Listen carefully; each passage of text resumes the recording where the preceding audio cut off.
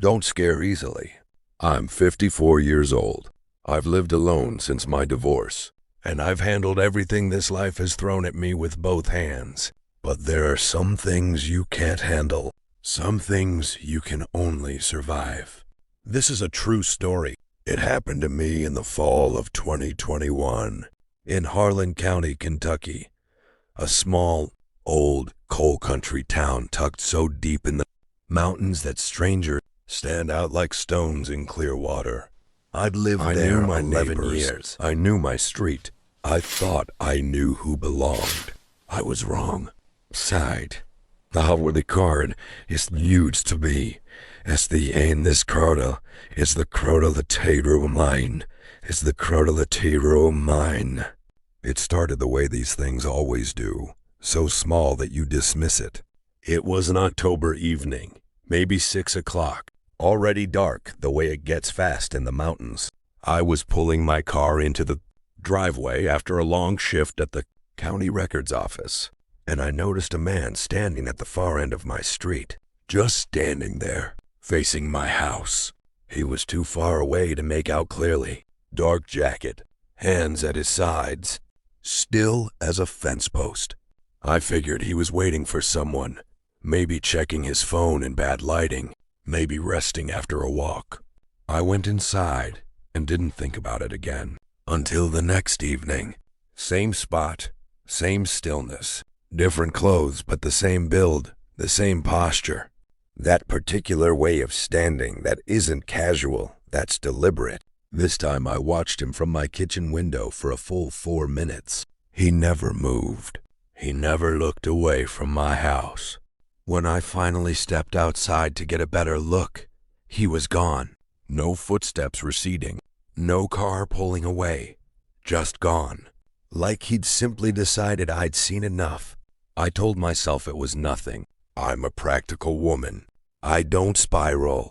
But that night, for the first time in years, I locked every window before I went to bed.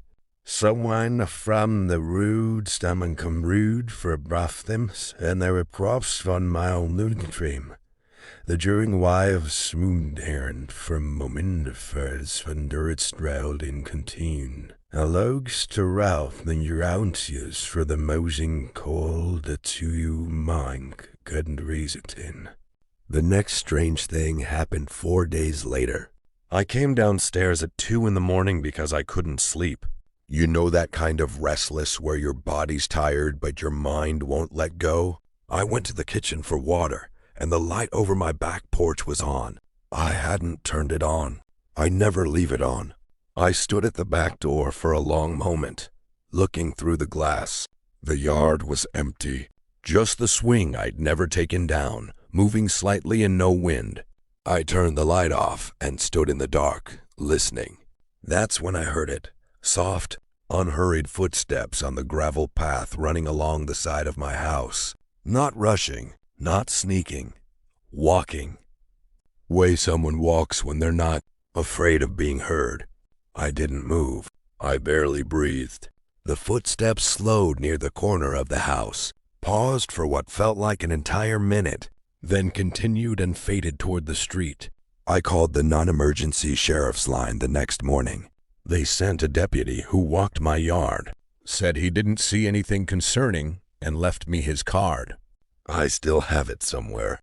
It didn't make me feel safer. If anything, it made the fear more real, because now I'd said it out loud to another human being, and it was still happening. Then the phone calls started. Unknown number. Every night between 10 and 11. I'd answer and hear nothing. Not breathing. Not static. Not a recording. Just open air. The kind of silence that has a presence behind it. I started letting them go to voicemail. The voicemails were always blank. 30-40 seconds of nothing, then a click. I saved every one of them. I don't know why. Maybe because proof felt like safety. Here's where it gets worse. And this is the first thing that truly rattled me to my core. I'd been missing small things for about 2 weeks. A book I was certain I'd left on the side table. A photograph, just one, from a framed collage in the hallway. Gone. with nothing to show for it but a slightly paler rectangle on the paper mat. I'd searched the whole house, twice. I thought I was losing my mind. Then my neighbor Linda, who lives 2 houses down and keeps her eyes on everything, bless her heart, knocked on my door one Saturday afternoon. She said, "I didn't want to alarm you, but I saw someone come out of your backyard Tuesday morning, early, around 6. I thought it was a repairman." Was it a repairman? I had not scheduled any repairman. She described him: medium height, dark jacket, gray work gloves. She said he walked out of my yard and down the alley without hurrying, without looking around. The way someone acts when they've done something many times before. He had been inside my house. I didn't know when. I didn't know how. I didn't know what he'd taken, or what he'd left behind. I had every lock changed that same day. A deadbolt on the back door, a chain on the front, a new alarm system that the company said would have someone there in 8 minutes. I bought a baby monitor and aimed the camera at my front porch. I slept with my phone in my hand. For 6 days, nothing happened. I started to breathe again, slowly, the way you do when the tension has been up so long that quiet starts to feel like a gift. Then I woke up at 3 in the morning to the sound of scratching. It was coming from my bedroom window. Slow, even, patient scratching, like someone dragging 2 fingernails down the glass in a long, deliberate stroke. I lay completely still, staring at the ceiling, every cell in my body awake. The scratching stopped. Then it started again, lower on the glass this time. I called 911. I stayed on the line and did not go to the window. The dispatcher kept me calm. God bless her. She kept talking to me in that steady voice, and 2 deputies arrived in under 5 minutes. They found nothing outside. No footprints in the soil under the window, which had been soft from rain the night before. No footprints, but I heard those scratches. I know what I heard. And here's what one of the deputies said quietly before he left, almost like he didn't mean to say it out loud. "Ma'am, whoever this is, they're being real careful." The second twist came from somewhere I never expected. I'd started writing everything down in a notebook. Dates, times, descriptions, every strange thing. My daughter, who lives in Lexington, drove up that weekend and sat with me while I read her the whole list start to finish. She cried. I didn't, because I'd already used up my crying alone at 2 a.m. on a Tuesday. She pulled up the county sex offender registry on her phone, something I hadn't thought to do, and filtered by address proximity. There were 2 registered addresses within a mile of my house. One was an elderly man who'd been on the list 30 years for something as a teenager. The other was a man who'd moved to Harlan 8 months ago. Registered address. The house directly behind mine, separated from my backyard by nothing but a chain-link fence and 30 feet of open ground. We drove past his house. A dark jacket hung on the porch railing. A pair of gray work gloves sat on the step. I couldn't breathe. I filed a formal report. I gave the sheriff's department the registry information, Linda's description, the phone records, the notebook, everything. They said they'd look into it. They said there wasn't enough for an arrest yet. I want you to sit with that word for a moment. I went to stay with my daughter in Lexington for 2 weeks while the investigation moved forward. I told myself I was being practical, not scared. That's the lie you tell yourself to keep moving.